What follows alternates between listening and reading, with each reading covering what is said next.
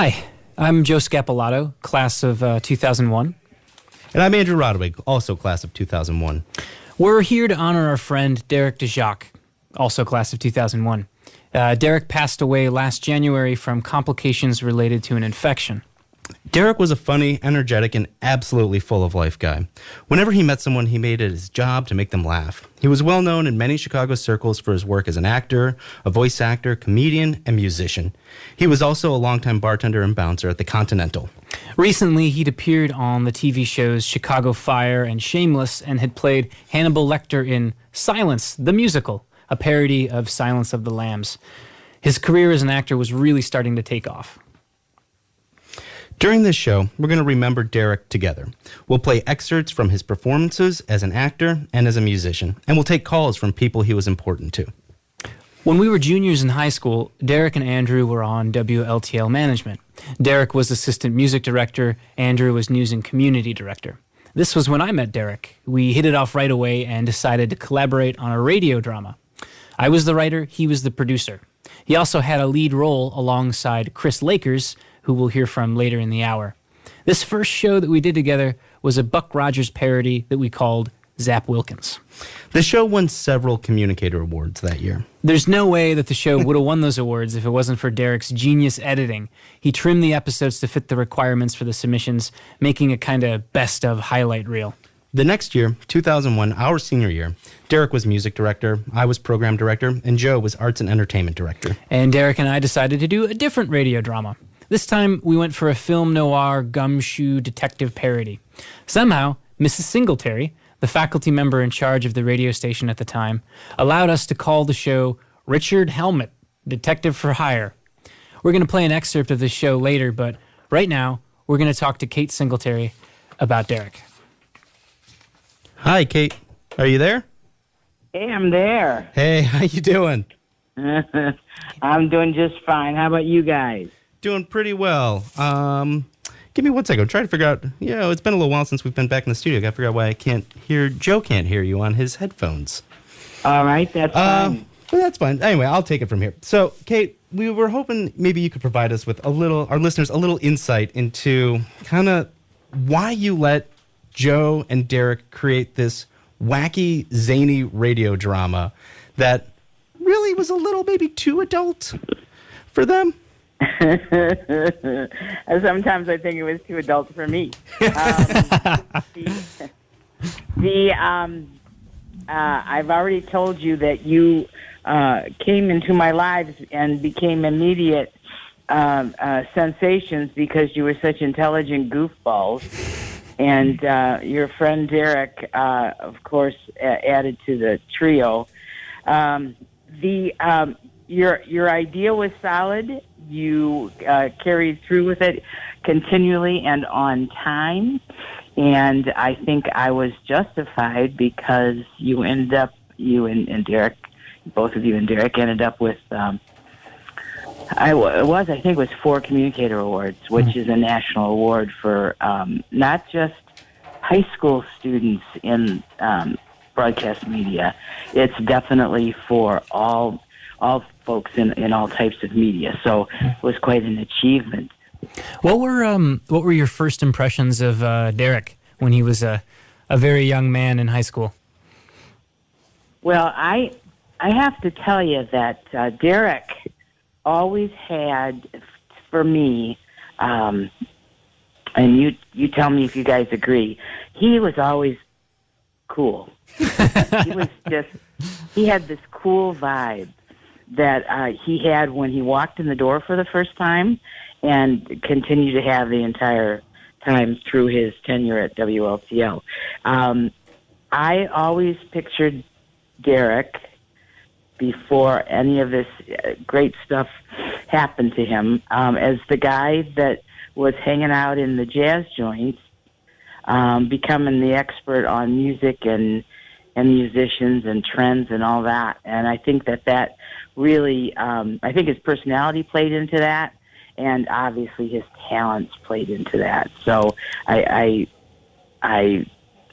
do remember Derek as the cool guy, and I just also recall that the first thing, when I told him he won a communicator award, the first thing he told me was, "That's cool." I definitely remember that.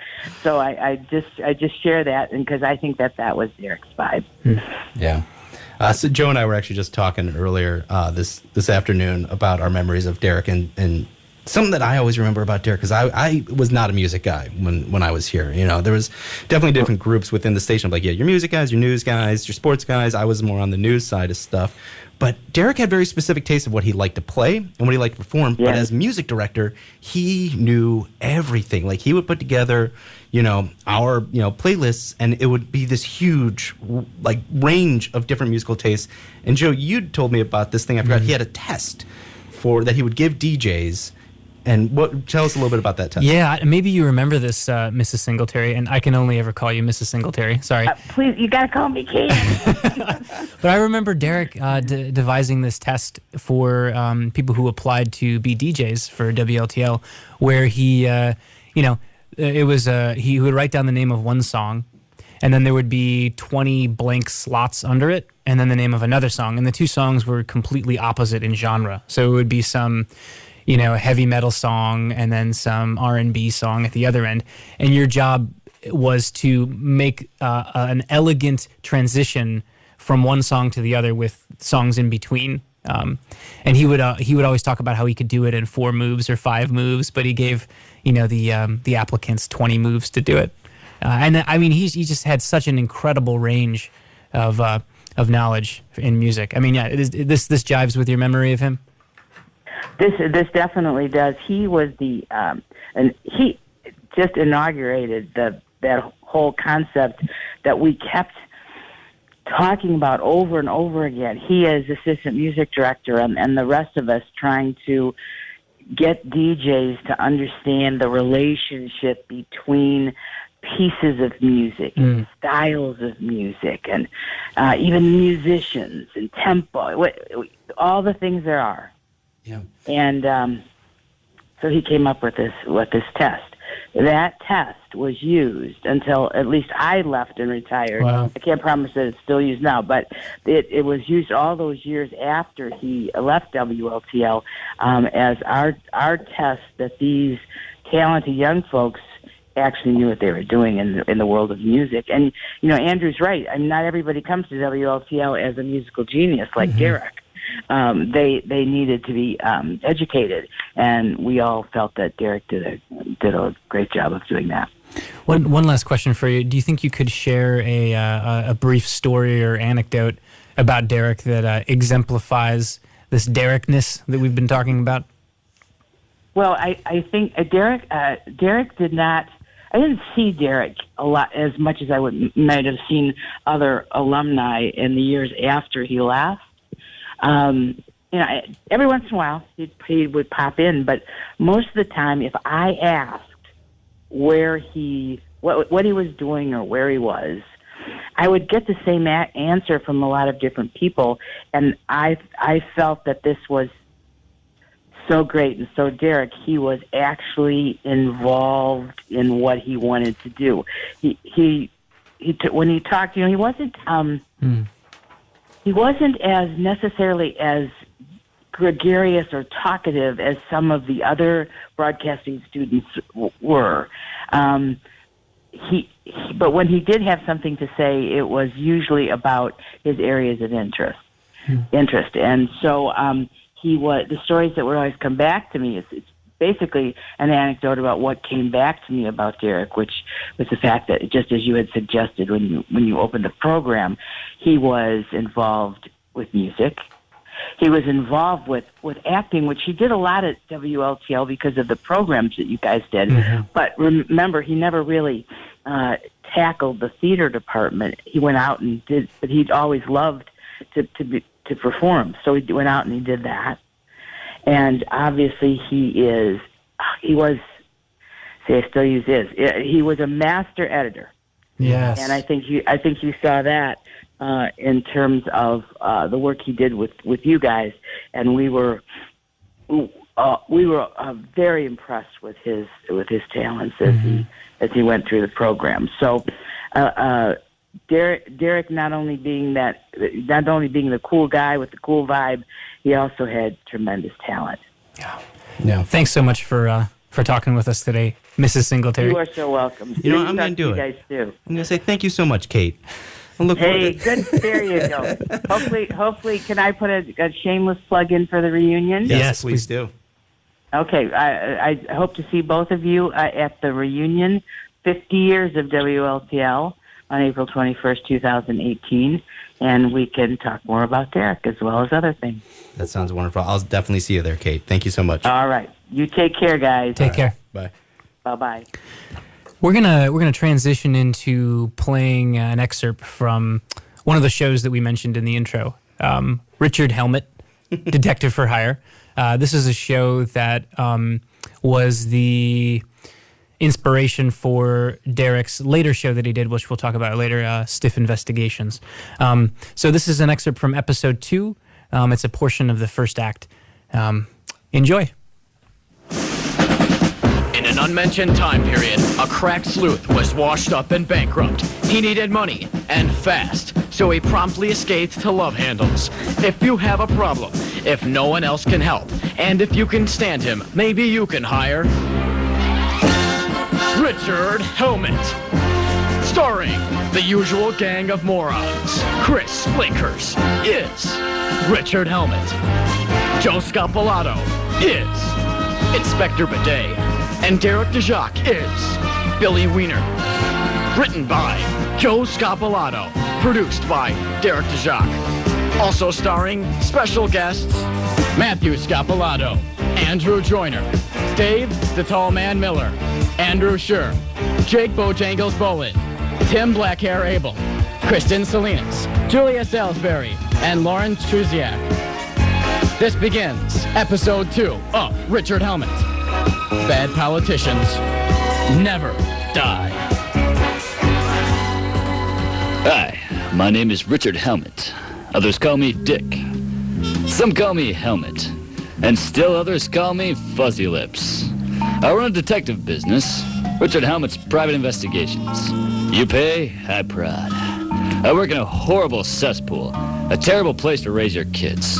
A true suburban nightmare, filled with hardened housewives and daycare centers where they don't let you eat the paste. The infernal pit we call the love handles. As usual, I was futzing around my office, playing a nice game of chess with my partner and inferior Billy. Uh-huh.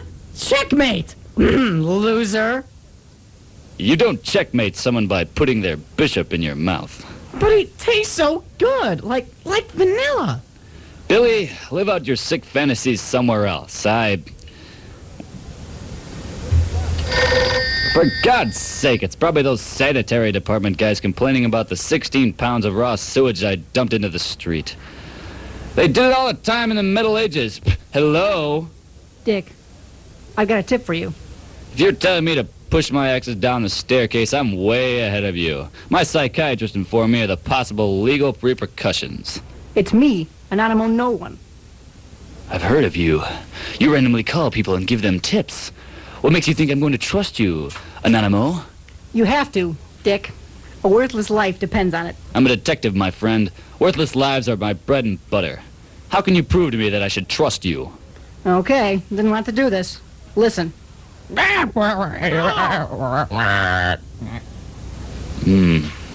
see. At the opening of the National Mafia Sucks Park today, there will be an enraged, as they call it. Dick, pay attention. Dick? They call it whacking. Dick? Dick? Oh, sorry, I was filling up my belly button with margarine. Go on. Get there soon, or you'll run out of time. Wait just a minute there, buddy. I'd like to know... Oh, jeez. These gosh darn tip guys are always hanging up before you can ask them anything. What a bunch of weenies. I heard that. What? You see, Dick, I'm a professional tip giver. I have spent long hours in front of the mirror trying to make the noise that only a phone produces when it hangs up, and I have perfected my art. You're still a loser. Hey, we tip givers have feelings, too. Why don't you respect our feelings as the receivers of your helpful tips? We are humans as well. We've got feelings, too, bucko. Well, Who put you in charge, anyway? Oh, you're so high and mighty, Mr. Secretive Chipper. Ha! What makes you think you're so special? Any pansy up the street can dial up a detective agency and say he knows something. You make me sick! Sick! I'm sorry. I have to go now. You're not gonna fool me this time! No, sirree! Talk to me! Talk to me, you scum! I know you're there. Listen to me! Listen, Carly! I'm gonna break into your house and stab your dog and make you eat him all the way I play serene music to the background. I wanna mess you up, you hear me? Mess you up! Dick? What? You're talking to the dial tone. That's why I'm the detective and you're the plucky assistant. You see, due to my detective powers, I found out that this man can replicate the sound of a phone hanging up. He's still there. That dial tone doesn't mean anything. You can probably fake that too, right, Mr. Anonymous No One? The man on the line is hung up. Please do the same, you lame excuse for a detective. Ah! Ah! God! Billy, Yes, Dick? pack your picnic gear. We're going to the park. Should I bring my muumuu? Yes, Billy, bring the moo-moo. We just might need it. Okay, I'll bring the one with the chicken legs on it.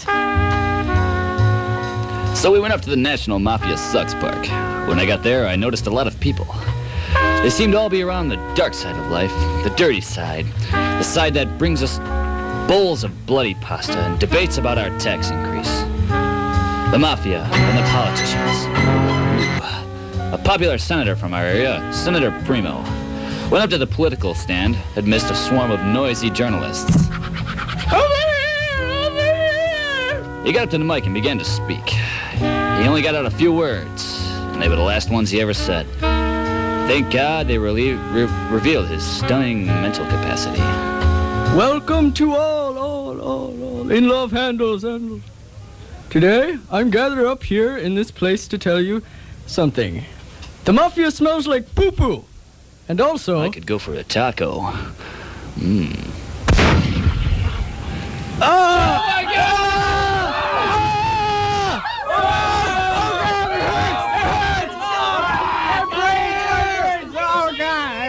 Holy mother mackerel! What was that, Billy? I think I finally got that wart popped. You know, that's the one on my... body. No, it's the senator, Billy. He's been shot clean through the head. The poor devil. At least it was a short and merciful way to go. Oh, good. Oh, brain's oozing. Who shot him, Dick? I think it was that ice cream man, remember? He was selling ice cream that looked like high-powered sniper rifles. Look, there he is. That dirty pud. Quick, he's getting away. We can't let him get out of here. We better hurry. It looks like he's hiding behind that mailbox. You, ice cream man, freeze! Put down that...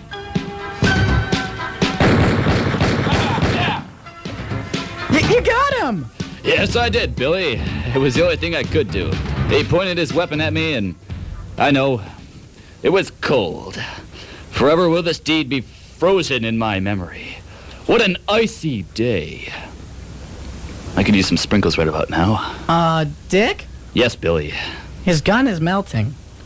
Richard Helmet, you're under arrest for the murder of a completely innocent ice cream man. Hold on just a minute there, Officer Tubroast. This man was running. He even hid behind a mailbox. Yeah, he sure did. Because this family here was trying to buy ice cream from him. Then why was he running, officer? What did he have to hide, huh? You see, that's what they teach us at detective school. The power of deduction. He was a family friend. They were just goofing around. Oh. Well, he shouldn't have pointed that ice cream gun at me. I've been waiting a long time to put you away, Dick. You're a menace. A long time? It's only the second episode. What? It's called Addition. Learn it. I know my addition, Dick. You plus judge equals life sentence. I think.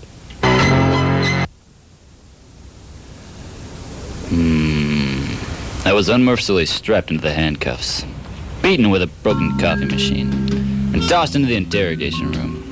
I was in for a real treat. This precinct happened to be the unstoppable domain of Kurt duffel cuff. The toughest interrogator ever. Oh, all right here, Mr. Richard Helmet. Can I call you Dick? Can you bear children? No. Don't even think about it. Yeah. Well, let's see here. You're a little tense right now, so I'm just going to give you a few questions or two. Well, you know, loosen up the mood. Now, you have any pets, Dick? I used to have a llama in my basement. When he stopped giving milk, I sold him to a bum for a train ticket. Llamas don't give milk, Mr. Helmet. Well, mind... I suddenly don't want to talk about it anymore. Okay, well then I'll talk about my dog, okay? He's a little cute pug and his name is Woogie. You get it? Puggy Woogie? Okay, now that we've gotten to know each other, would you like to hear the questions that those nice men at the precinct gave to me? No, I'd rather kill your dog. Hey, sorry, man, relax. You don't need to be so verbally abusive. You see this chin? Yeah. When I go home tonight, I'm gonna get some crisp, fresh body wax. I'm gonna open up the container and shine up my chin real nice. That way when I break into your house tonight, little Woogie can watch me beat the crap out of him with my chin! Well, Mr. Helmet, You shut your mouth, Twiddly D! I'm just trying to do my job here. You refer to me as Detective. Detective Richard Helmet, the best darn detective there is in this town. And then all you're gonna do is sit here and make a mockery of everything this country stands for by denying my God-given rights, and I'm gonna report you. Well, no, don't. Hey, someone get in here. I wouldn't. Rape! Rape! Hey, what's the problem here? Chief Benson, this man right here is infringing on my personal rights, mocking my every moral standpoint, and disgracing every man that has ever tried to administer justice in a fair, law-abiding way. And he tried to rape me. This man right here? Kurt Scapellato? The greatest interrogator ever? That's right, Chief. Kurt, you're fired. You sick man. I don't know what to say to... Don't say a darn thing, you dirty old man. You're fired, heartless pervert. Now, Dick, are you okay? It was kind of traumatizing, Chief, but I think I can pull myself through it. Do you want a cookie? Oh, Chief, I couldn't. I'm on a strict diet. Everybody wants a cookie, Dick. Oh, no, really, it's bad for my heart. I've had, you know... Eat the cookie. Oh, oatmeal with sheep intestine. My favorite. Chief, how'd you know? I'll tell you one thing. They don't call me Chief for nothing. I've got a gun.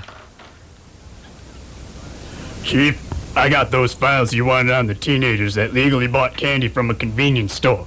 I think if we press charges, we can... Dick. Hello, Officer Tubroast. Seems that you're fat again. I mean, back again. Chief, this man is a good-for-nothing dirtbag, and he knows how to take cans of soda from soda machines without paying for it.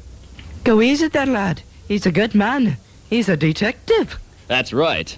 Would you like to see my see my card? It says that I'm a fully qualified detective, which means that I get the dames and their money. It's the greatest job a man can have. Excuse me, but Chief, I'd like to tell you that... What's wrong with you, boy? You got haggis in your bloody ears. I told you, you're fired. Now get back to your dirty country, you darn Yankee. We're already in America, Chief.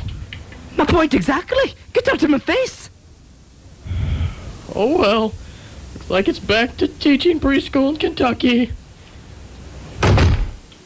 Now, I'm sorry about that, detective. All right, you'll have to excuse me for his unprofessional behavior.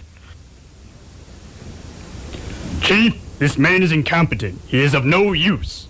If he's no use to us, then what shall we do with him, Officer Tubroast? I hate him. The only thing we should do to him is to stab him with a sharp wooden spoon until he's full of so holes that he poops. But I don't want to clean it up. That's Officer Ever's job. That's the lamest thing I ever heard. And because of that, I'm gonna punish you the only sane way, Officer Tubroast. Yes, Chief Benson? Drink the water I used to soak my feet now. But, Chief, I really... Drink the water.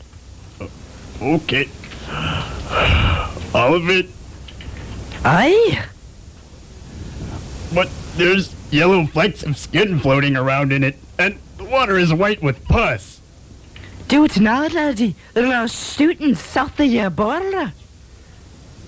I'll do it. Here we are.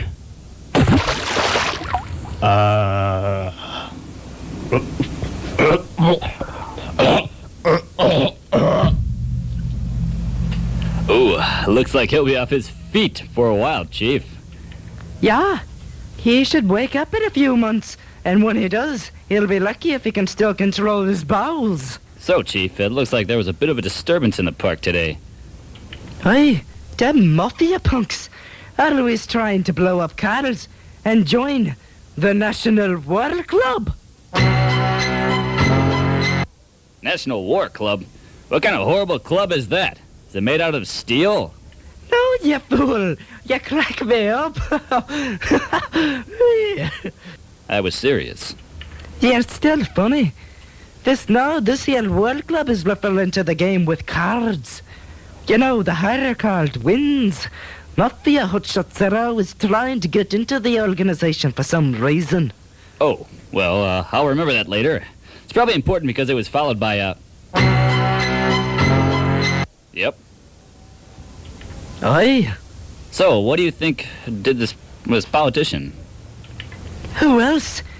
The other lad... All right, and we're back. That was an excerpt of the Richard Helmet radio drama produced by Joe Scapellato and Derek Dziak back in 2001 here at WLTL. Today we're sharing some stories and some work from our friend Derek Dziak, who passed away this past year. And on the line right now we have Chris Lakers, who is the voice of Richard Helmet for that show. Chris, welcome. Can you hear me? I can. Hello, this gentlemen. board is so new. Thanks so much for calling in, Chris. It's really good to hear your voice on the radio and on the phone. Can you tell us a little bit about your friendship with Derek in high school and beyond? I can do that. So I first met Derek when we went to preschool together, and ever since then we went through grade school, elementary school, junior high school, and we hit it off right away. You know, one of the first things that we were both very passionate about was science fiction and strange things, and in particular, it was the movie Aliens. And there weren't a lot of people at the time that were really obsessed with that movie, and both him and myself really were in the weirdo deep end of obsession with that movie. And we hit it off right away, and we just were, we were inseparable for many years after that, which was great. It really was. What was it like to work with him on the radio dramas for WLTL? So working with him was fantastic because for a long time, prior to us getting into high school and working with the radio program, we had spent our weekends with an old high 8 camera, and we used to create parodies constantly of whatever movie was out with the rest of the gang, Ed and Andy and Mark. And we spent our weekends just doing that and filming constantly, and the passion that he brought to that was replicated when he started to get on the radio. And it was under a different medium than video, but, it was like watching him work the board was like watching him when he was a kid again behind the camera or setting it up was his passion. That it was great to see. And he loved doing that, and working with him was a change. When you work in your backyard and you just kind of clown around, and you look forward to every weekend to going over to his place and getting, weird on the camera with whatever we could do.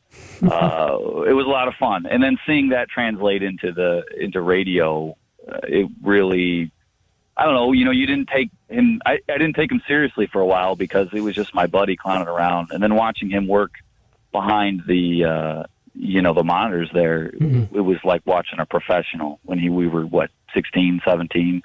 You just know when someone's comfortable back there that this is what they're going to do.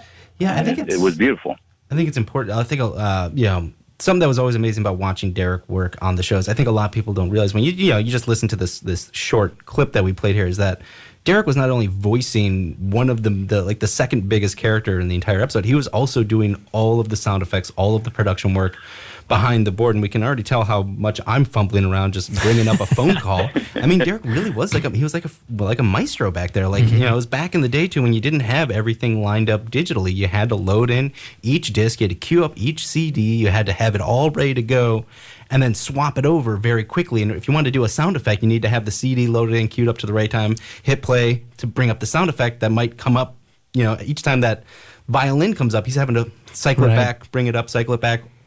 He blew my mind. It was amazing. It really was. It is.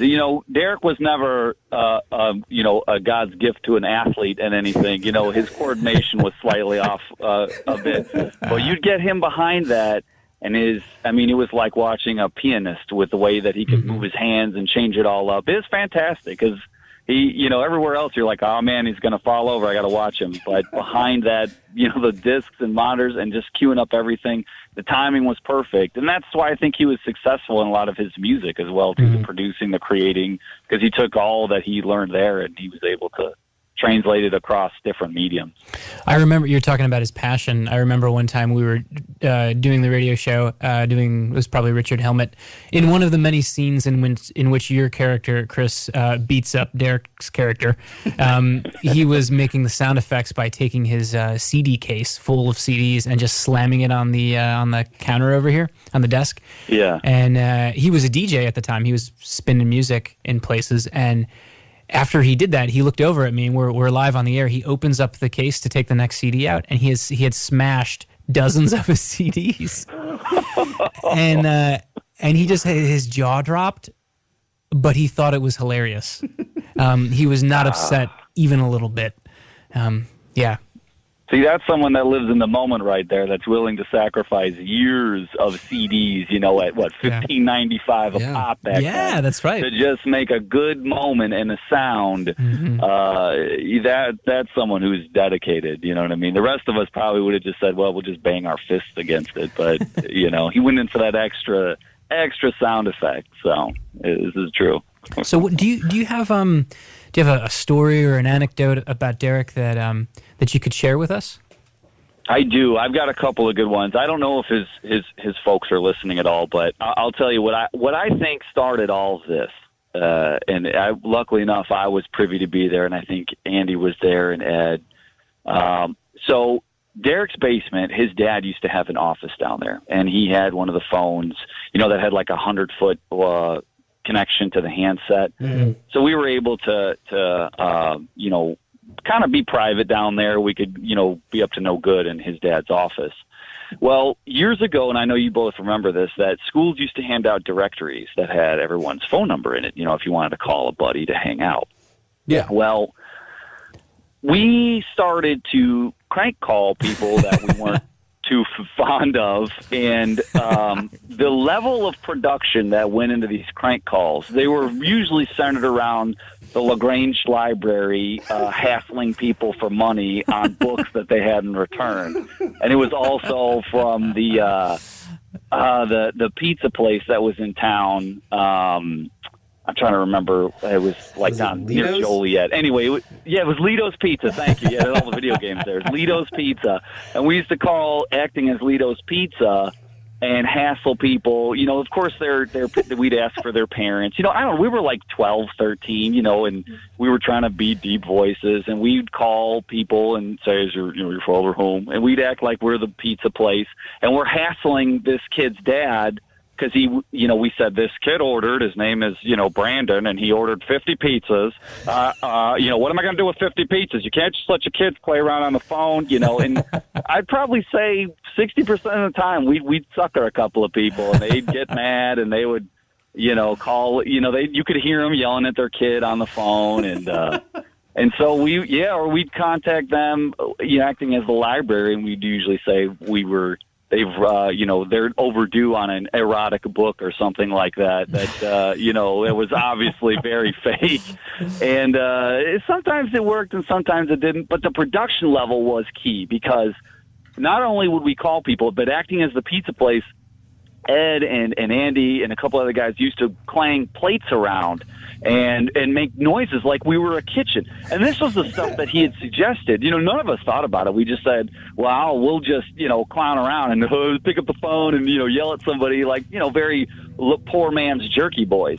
Well, he's up there and, Steven Spielberging it while we've got plates clinking around. We've got kitchen noises. So that right there, when you're 12 and 13, and that's the level of passion that he would put into something as silly as just crank calling people just so we could laugh like idiots in his dad's office, kind of set off the rest of his career and about how, I think, serious he was going to take everything. And just like you guys, to be able to be part of that was important and very, I'm very blessed, to be able to be part of that, all those small things, and I think that I try to take that level of passion that he did to some of the things that I can do. Not to the level that he can, because holy cow, he put it almost everywhere. But yeah, that was something that I remember as a kid, just at the time not realizing it, but then later on I was like, man, we really put a lot of effort into really just razzing people, with that poor school directory.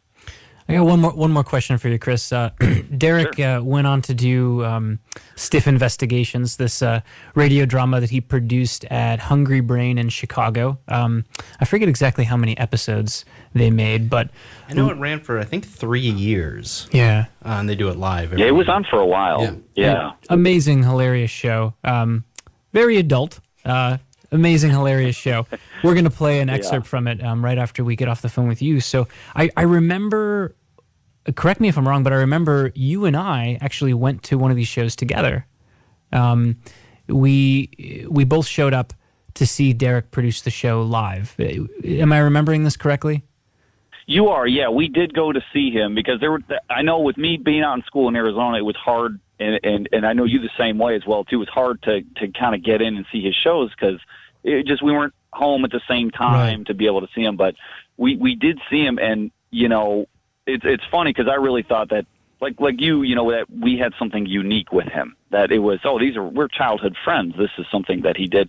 But with all the strangers and that now are his friends, he was able to take all the things that he learned with us and, do it live now, which is even more difficult because the radio's easy. You know what I mean? Like he was able to do it in front of people and work the similar production value that he had there. And it was really amazing to see. I don't know about you, but I said, wow, I think he's made it. You know what I mean? He's on his way. I'm witnessing somebody going somewhere. And, it was beautiful. I remember we were just looking at each other just like, I can't believe that, he's doing this. And this is just like what we did.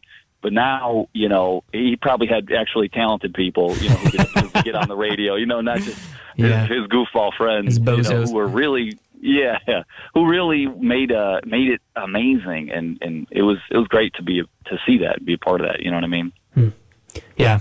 Well, thanks so much for calling in, Chris. It's really great to hear from you, and thanks for sharing your memories of Derek. Joe and Andrew, it's been a pleasure, and I really can't thank you guys enough for doing this, really. It was our pleasure, Chris. We'll talk to you. We'll talk to you very soon. Okay. All right, take care, man. Take it easy, bud. And with that, we're going to transition into playing you an excerpt from an episode made radio safe of Stiff Investigations, Derek's show, his detective radio drama performed live at the Hungry Brain. And I wanted to just kind of insert here that this is definitely a much more adult version. We've bleeped out all the foul language, but there is some suggestions that are not appropriate for our younger viewers. Also, this was recorded live at I believe the closing of the Hungry Brain. This was like they kind of re-put on this production for that last call of the Hungry Brain. So this is Stiff Investigations. Episode 21. bourbon, 1 scotch, 1 murder.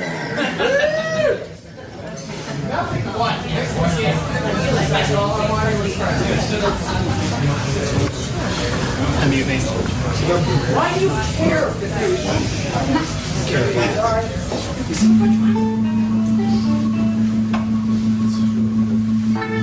Booze, liquor, alcohol. Ever since Prometheus stole a handle of Fireball from Zeus's liquor cabinet, because Aphrodite said that maybe he could get a little finger action. Spoiler alert, he didn't. Man is quested to quench his thirst with the many flavors of fermented deliciousness. Yeah, women. Always leaving you chained to a mountain, getting your liver pecked out by eagles. Am I right, fellas? Jeez. Father O'Houlihan called it Jesus juice. My dad called it his medicine. The Chippewa Indians called it hams, the beer refreshing. But as long as I can remember, I've always called it a friend. My name's Jack. Jack Stiff. Sergeant Detective Jack Stiff, Los Chicago PD. And tonight, I'm sad. Is it because I've lost my collector's edition Blu-ray of the new Zoo Review? Yes, but it's more than that. Tonight, my favorite watering hole, the Thirsty Shamrock, is closing its doors after last call. Forever. The Thirsty Shamrock has always been my kind of place. The kind of dive where the floor was last mopped sometime during the Ford administration. The kind of joint where you fought the rats for peanuts. You lost. The kind of place where the bathrooms gave you diarrhea. Or gonorrhea. I mean, either way, you were coming out of there with some kind of rhea. And I don't mean Danny DeVito's wife. Except for that one time when it was Danny DeVito's wife. Awesome. But where will I go when the Shamrock closes for good? What will I do? Who will I drink with? And what the hell was I thinking when I got a cultural studies degree from Columbia College? Thank God the police were hiring because I was not going to get a real job with that ShamWow of a diploma. As usual, Surly Shirley was tending bar.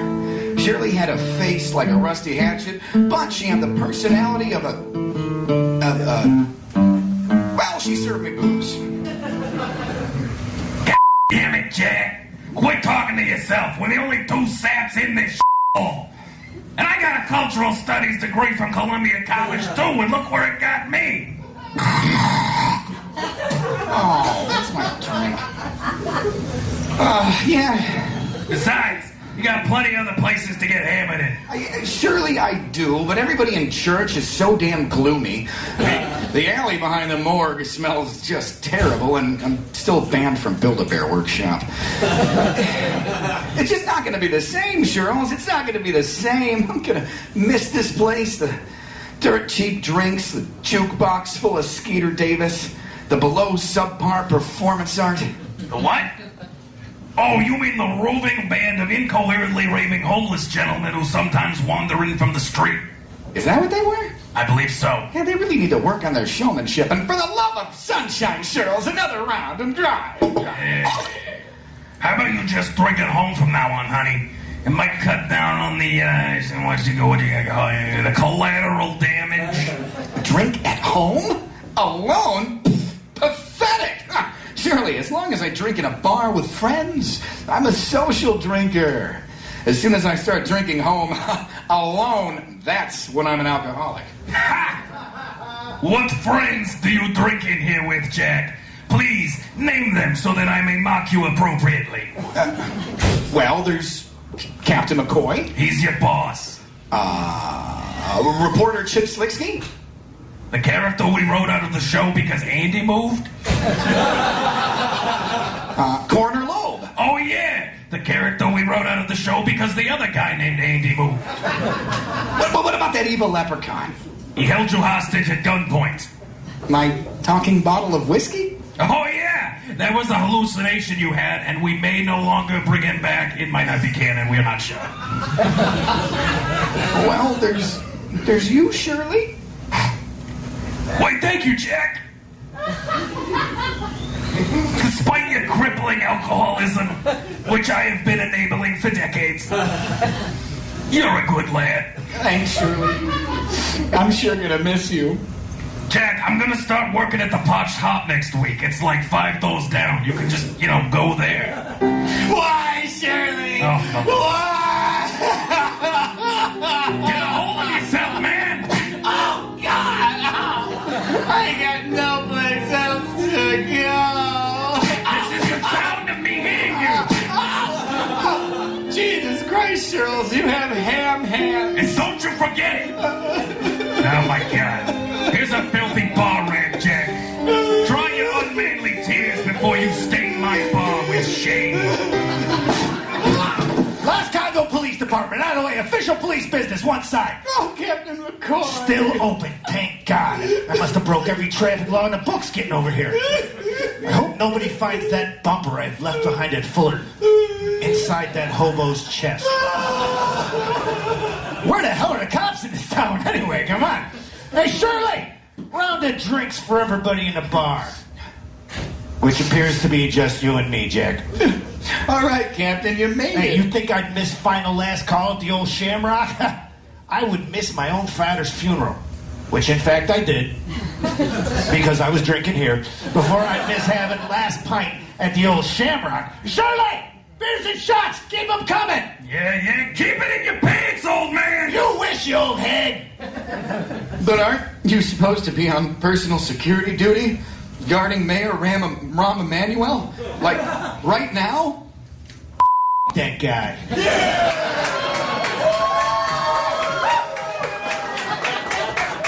Cheers, Jack. As a matter of fact, cheers, everybody. Cheers, Captain. Captain, we had a lot of good times here. Yeah, we did, kid. We sure did. You betcha. A lot of good times. Is that as far as you're going with that, Jack, or? Oh, shit! Did you want to do the what do you call it? The flashback thing? Yeah, we can totally. Is there do an that. actual name for that though? I think it's just called a flashback. Gee, talk about half-assed. No, it's kind of cheap production. Oh, it's happening. I'm sorry. Hey, will you get a load of all these beatniks in the Shamrock, Captain? What the hell is that noise? Oh, those ain't beatniks, Jack. Those is jazz musicians, all right? We do not want to get mixed up in this crowd. Just don't make eye contact and back out of here nice and slow. That racket? Is someone strangling a squirrel with an accordion? It's intoxicating. No. That over there is Johnny Short Bus Johnson. That kid can barely wipe his own ass, but I'll tell you what, you put an upright bass in front of him, he just starts slapping away. Good for him. It keeps him off the streets when he's not bagging groceries at the Jewels. My clarinet teacher said I'd never amount to anything because I was tone deaf, but she never told me about jazz. Oh, no. This changes everything. No. Jack, the jazz has a hold of you. Stay strong. I'm going to run down to St. Andy's and get a priest. Wait, Captain. What's this? Is this some sort of ceremonial horn? No. Put that down, Jack. That is the trombone. Those things have mystical powers, and you do not want to get that hoodoo on you. Oh, no, Captain. I think it's got a hold of me. Dear God, no. Oh, God, it's like poison. No. But I want more. No, Jack. No.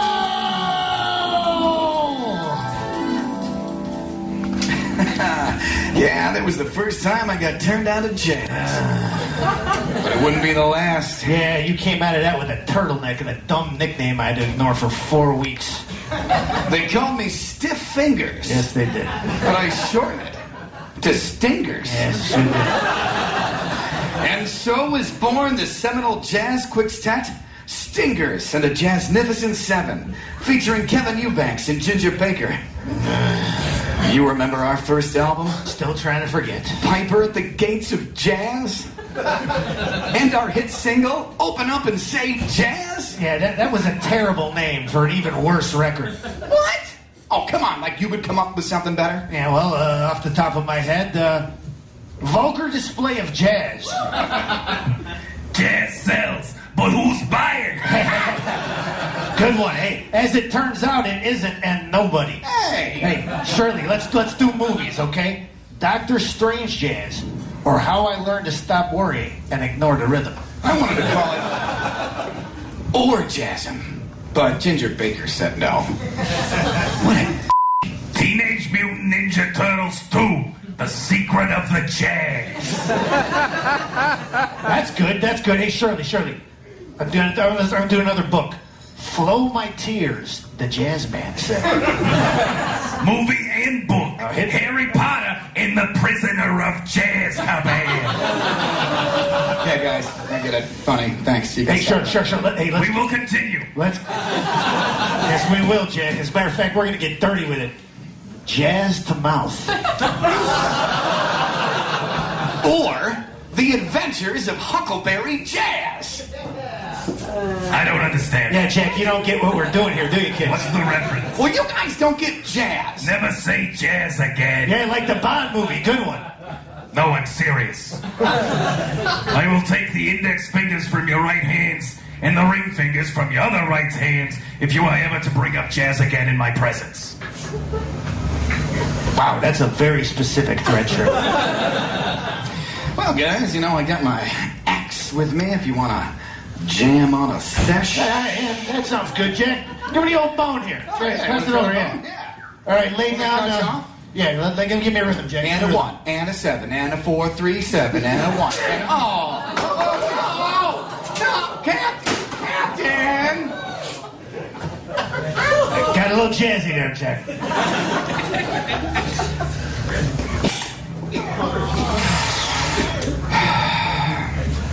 Oh, the heroin was great. Yeah, that goes without saying, Jack. So, are we moving this along, kid? It's kind of your show, so... I'm sorry, I'm like 18 beers ahead of you right now. Do you remember that one other time? Jack, there is no way in hell, not on my worst day or your best, that you could ever outshoot me. Ever. What do you got there, Captain? 38? Yeah. Yeah, a lot of old-timers carry those. Because they work. Because they're easy to conceal behind a colostomy bag. Hey! Oh, face! Check this out. Oh, my God. Glock 18. What? Trigicon reflex sight. Flash suppressor. What the hell? Extended 33-round mag. What's making that noise? 64-bit OS. Why? Laser rangefinder. What the hell? And I mounted a bayonet on it. Why did you mount a bayonet on it? In case of Frankenstein. Jack, are you even supposed to be carrying that gun? Oh, no. I am not qualified. Okay. All right, Wild Bill Limp. Since you're packing the hot heat there, you want to make it interesting? $50. Oh, that's chump change. Oh, okay. How about a Hamilton? $50 said that you are taking the choke train to Choketown, Annie Chokley. Hey, let's leave my sex life out of this. Thank you. All right. How about first one to shoot the glasses at the end of the bar wins? Which glasses, Captain? The ones on that unoccupied table over there, or the one on that hipster guy's face in the corner? Yeah, whatever feels right, Jack. All right. So we doing rock, paper, scissors, or rock, paper, scissors, shoot? I'm sorry, Jack. What was that last part? Shoot. One more time. I said shoot, old man! Shoot!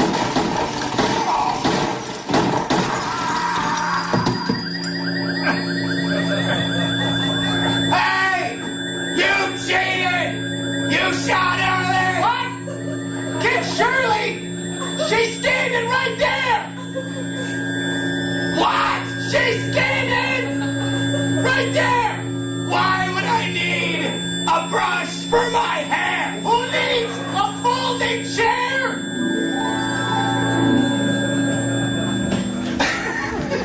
Oh my God, Jack. We actually do that? Totally did. We shot that poor kid in the face like 6 times.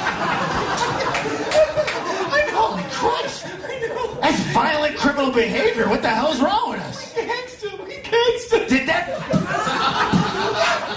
No, did that kid die? What's the epilogue on that? What happened? I have no idea.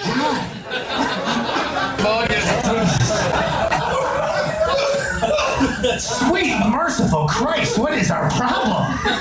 That's not funny at all, Jack. It's sociopathic. Great. And in a just world, we should be in prison. Doing hard time for that kind of behavior. We should totally be in jail. High five? No 5, Jack. Not a 1. Okay. Down low? Not down low. Not low. Jesus Christ. Oh, man. Hey, Captain, you remember that one other time when I took Venus Vixen here on a date? Yeah, I'm gonna go ahead and say that never happened, Jack. No, really, Captain. I remember it like it was yesterday.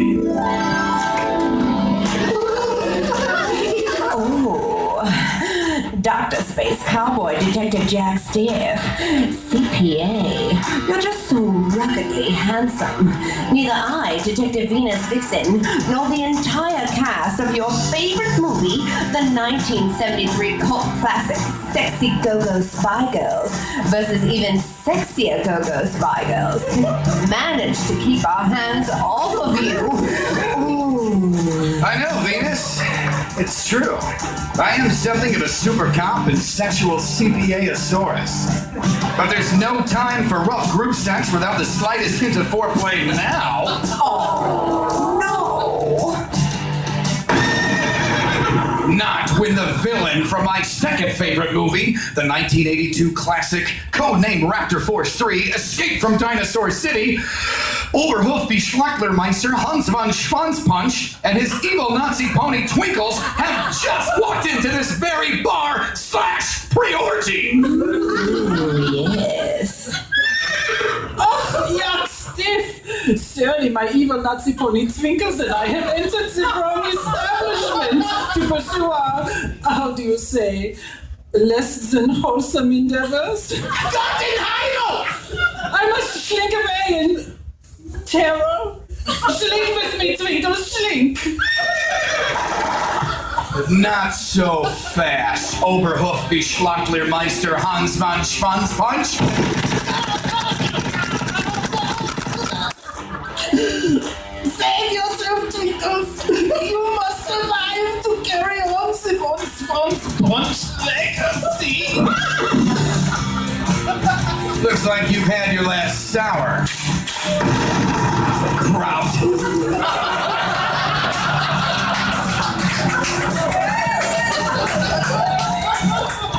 Ooh, Jack, the way you use violence to solve problems, it's just so erotic. Take us, Jack. Take us all right here, right now, on top of the bullet-ridden corpse of your bested foe. Ooh. Don't mind if I do. Ladies. Oh, he's hung like a... Yeah. Oh. Patience, girls. Patience. Here's a... Oh, let's see your plate. There's enough Jack to go around.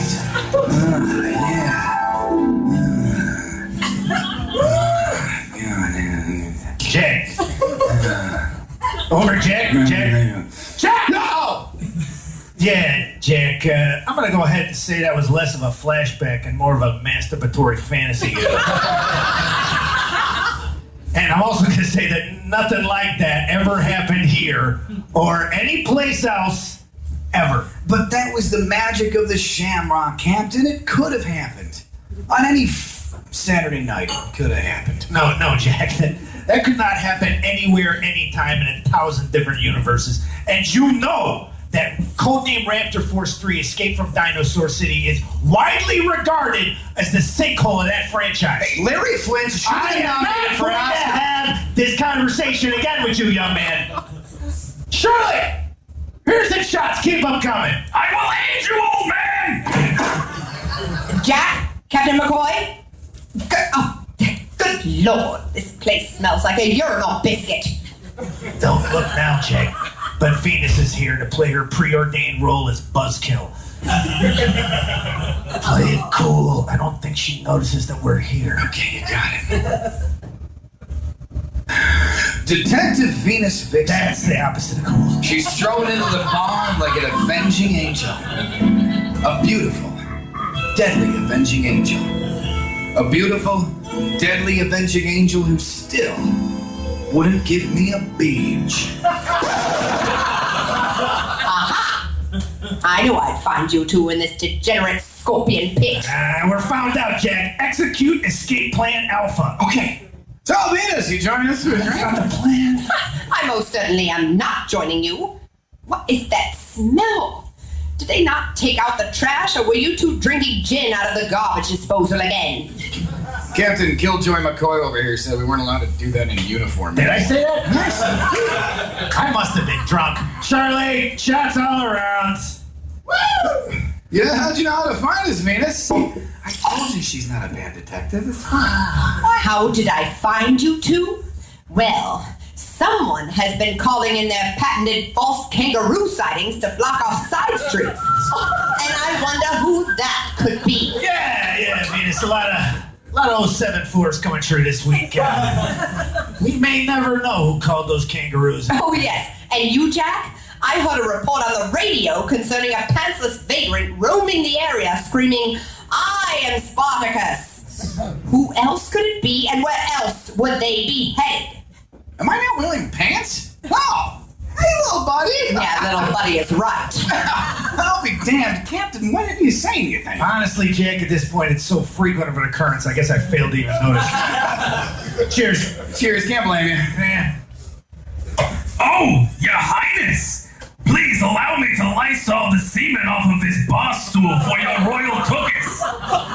Will you be joining us for tea, Your Majesty? Drink? Here? I would not drink here if it cured leukemia. You are? Leukemia? That's pretty hard. I would not drink here if it ended world hunger. I had I would not drink here for an unlimited gift card credited to the Macy's shoe department. That's a lot of hypothetical shoes. I would not drink here. Okay, inside voice, Venus. This is a respectable establishment. Respectable establishment? Maybe for an alcoholic Morlock. Hey. Do not belittle the plight of the Morlocks, all right? They are an industrious nocturnal subspecies, crippled with a serious alcohol and violence problem. What are you talking about? They eat people! You know what? So would you. That doesn't even make any sense. You know what? Neither would you. Hey, Jesus. People eating people? Come on, girl. It's the 90s. Live and let live. The pair of you frustrate me beyond belief. I am sick to death of babysitting you shriveled, impotent gastropods while you cower in your refuge from sobriety, responsibility, and reality. What, you hear that, Jack? Now she's on to the gastropods. Hey, my mother was a gastropod. That's right. Check your privilege, Venus.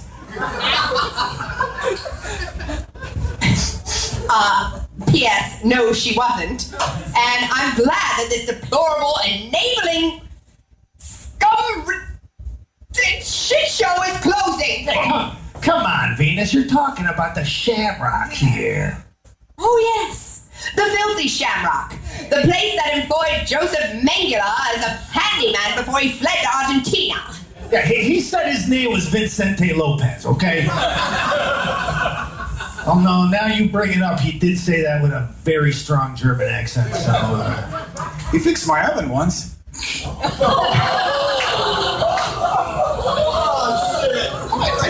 that what the pilot like? I don't know. And lest we forget, it was the real Ubermensch in the sack. Really made this old gal feel like... Hitler youth again. What?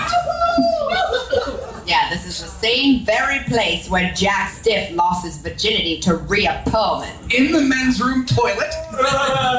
Now that is offensive. What? Come on, she's a celebrity. She was, yeah, she was a celebrity. Come on, and Danny DeVito was an amazing coach. You all should have been so lucky to have your first time be coached by Dan. You know, I can almost hear his voice now. No, we're not doing that again. That's disgusting. I vomited last time. Please stop. Well, if you guys don't want to hear the flashback of Danny DeVito coaching me to bang his wife, Rhea Perlman, not at all. Then I'm just going to describe it to you in graphic detail. No, Whoa, handgun. Go ahead, Jack. Tell us your funny little anecdote. Make the last thing you do on God's earth be stupid. So very, very stupid. Come on, Venus. It's the Shamrock. It's last night. This place is on the Los Cargo Historic Registry.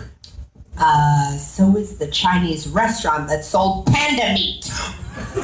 Jose Chung's Exotic Wildlife Sanctuary and Barbecue? I loved that place. Delish. They let you pick out your own panda? Man. That's where I got my sweet panda beanie. That's a hot beanie, Jack. Hey, Venus, can't you think of just one nice thing to say about this place? Just one nice thing. No. I cannot think of one nice thing to say about this stagnant muck hole filled with vermin and detritus. Not one single thing, actually. Oh, that's a gigantic downer. I'm still bummed that you have leukemia, Venus.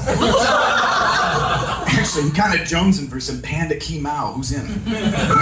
Last call! Thank God in heaven, it's last call. Wait, Shirley, one more to say about... Hey, Venus, can you spot me a few bucks while I was sprinting down a side street? I think a wayward marsupial. You forgot your wallet again. Yes, I did.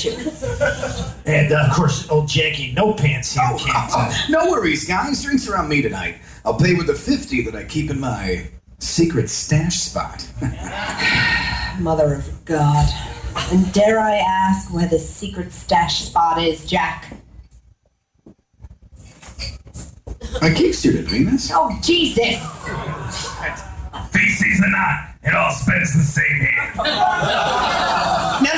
No. No one is touching that. Jack, I will give you a $100 bill to burn that 50. No, don't do that, Venus. He's just gonna... Done and done! Whoa! Hey, what up like prices at Christmas? Oh. Thank God. All right, here you go, Jack. And away we go. Oh, God. Oh. Seems to be some sort of... My God. Captain, did you really? Oh. Man, wow, is that a Kennedy half? Oh, my God. They haven't been in those since the 70s. All right, just a second.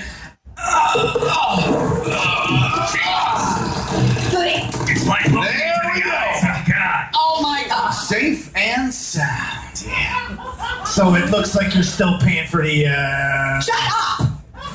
Perfect! Absolutely perfect! It's not bad enough that I'm playing chauffeur to a pair of oversized drunken adolescents. Now I'm paying for their debilitating addictions! Yeah, that's an accurate yet hurtful description of your duties. Shirley, isn't there any way we can help to keep the bar from closing? Oh, as a matter of fact, there is. Allow us to now consult the ledger. Yeah. Yes, it is a very large book. Let me see here. It seems that if you two was to pony up only a tiny bits of the gargantuan bar tabs you've racked up over the past decades, we could easily keep this place open until the second coming of Jesus Christ.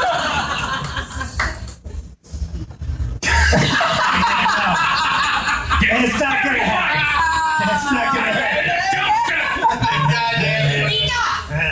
Now, you two get your booze-addled carcasses out of this venomous cesspool and wait for me in the squad car. Now, One more round. One more round. No, squad car now. Squad, yeah. Keep walking. I want you to walk. Can't we do one more flashback, please? No, he's done. No. Rule of trees. Besides, I don't even remember what that second flashback was about. Hey, Shirley, see you in church, go! Bye, Shirley, we love you. Oh, Jesus. Hey, Jose Chunks, you feeling it? Let's get some panicky out. Hell yeah.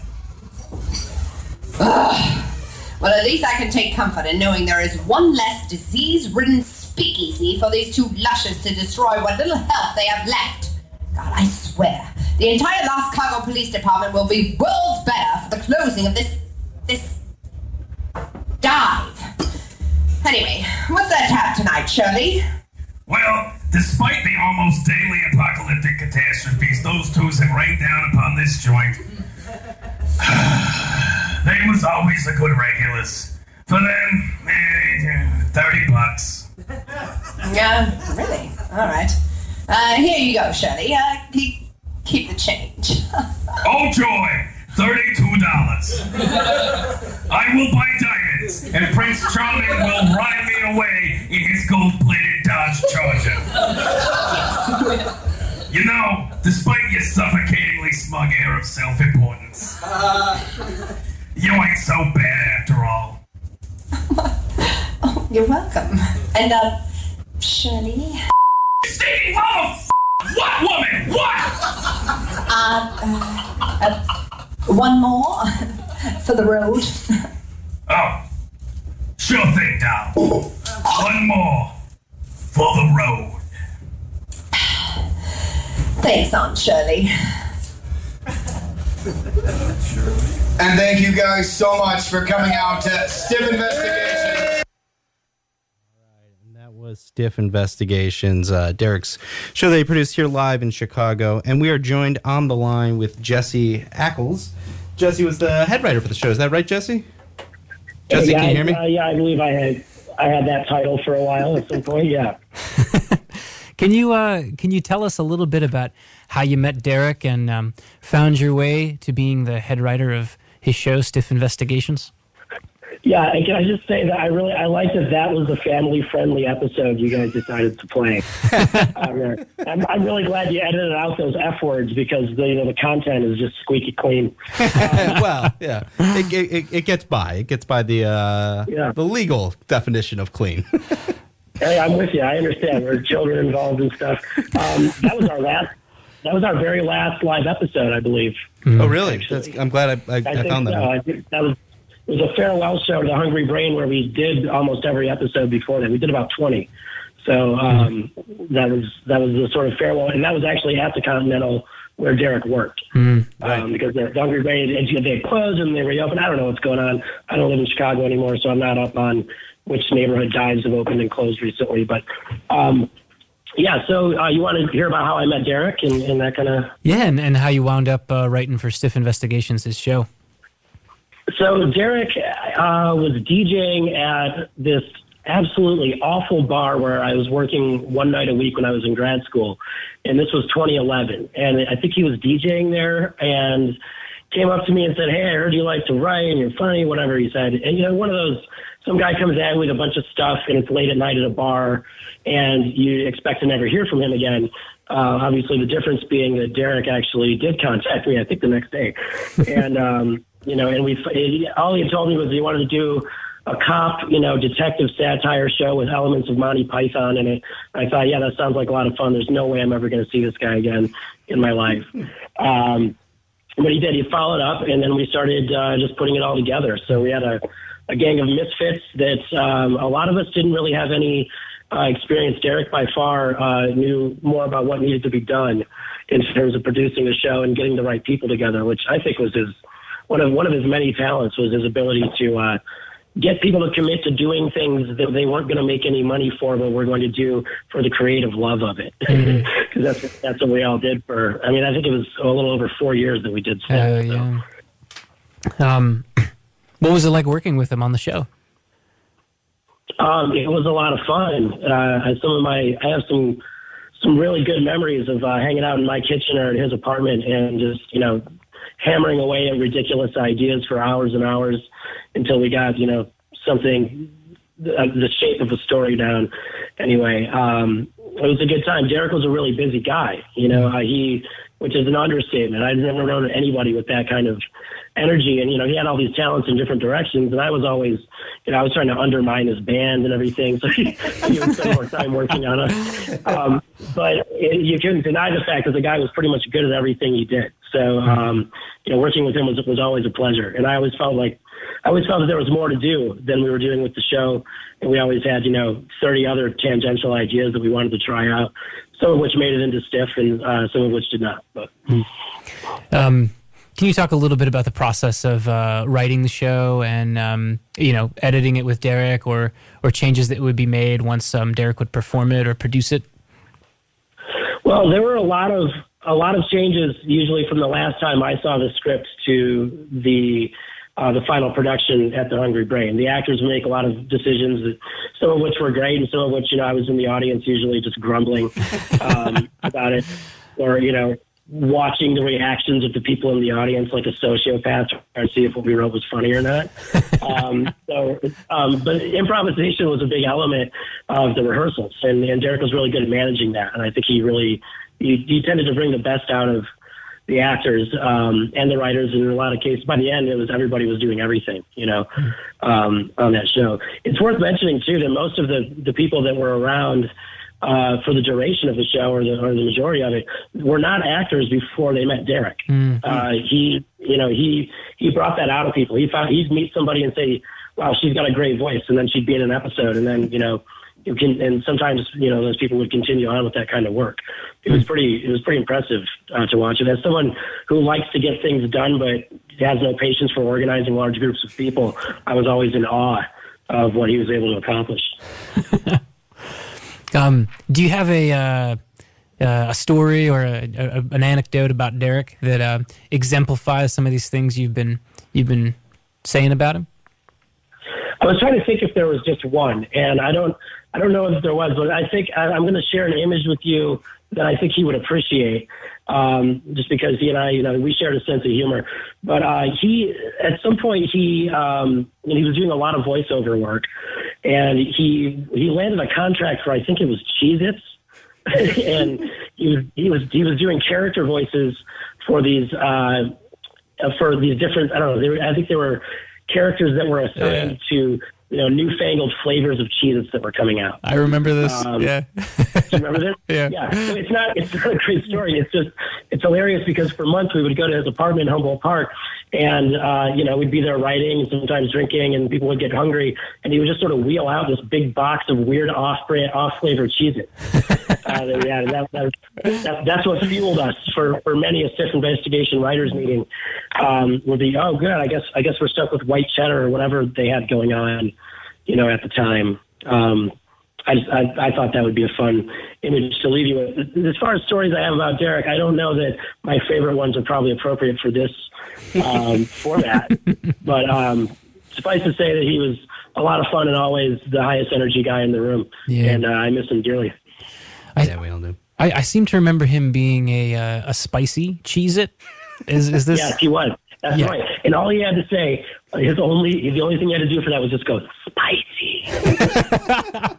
and then they gave him a box of crackers and a few grand. All right. It was amazing. That ain't bad. Yeah, I remember him. He had to do a little kind of a Spanish accent, right? Yeah, spicy. Right. Spicy in his voice. He had to have a spicy voice. Like a Spanish speaker whispering the word spicy. That was his meal ticket, man. That's what they had going on. And yours too. Yeah. Yeah, I mean, at least it kept us fed. Yeah, right on. Right on. Well, we appreciate you taking the time to call in, Jesse. I wanted to also ask you, is there any, out of all the stiff episodes, is there a specific one that kind of comes to mind as your favorite and maybe the most Derek of all the episodes? I want to believe that you're leading me into saying it's the one you wrote, but I'm not going to say. Oh, no. That was Andrew asking the question. It was not me. No, but that was setting it up for Joe. Joe wrote an episode. No, Joe, your episode was no worse than a lot of the ones that I wrote. The one, I think that the ones that I usually tell people to bother listening to are, I think it's episode 19. It's the one where they go to Venus's parents' house. Here, I'm looking it up right now. Oh, it's the haves and have murdered. I think that's episode. It's just so ridiculous. That one, and then I think number 20, is the Duke Starhammer iteration. It's funny listening to the Richard Helmet stuff again and realizing how much of what we were doing was a continuation of what you guys were doing in high school. Mm-hmm. But the Duke Starhammer one was sort of our sci-fi sort of alternate universe where there's a character kind of like Jack, but he's even more irresponsible, and it's in outer space. There's a Black Friday massacre. Those are toward the end of the show. I think we'd actually gotten pretty good at doing what we were doing. It took us a while to get to that point. Well, Jesse, thank you so much. We really appreciate you giving us a call. We're going to let you go now, and we're now going to kind of move into a special segment here. So Derek was not only a prolific creator of both, radio work, live performances, but he was also just an outstanding musician. So we wanted to spend a little bit of time now to play, I think we got time to do 2 tracks from one of the many bands that he was in. This band was called Geth Prime, and this is Babel. You heard it at the top of the show. It's just a little bit of a teaser. So now here it is, Geth Prime with Babel. Period. A crack sleuth was washed up and bankrupt. He needed money, and fast, so he promptly escaped to Love Handle.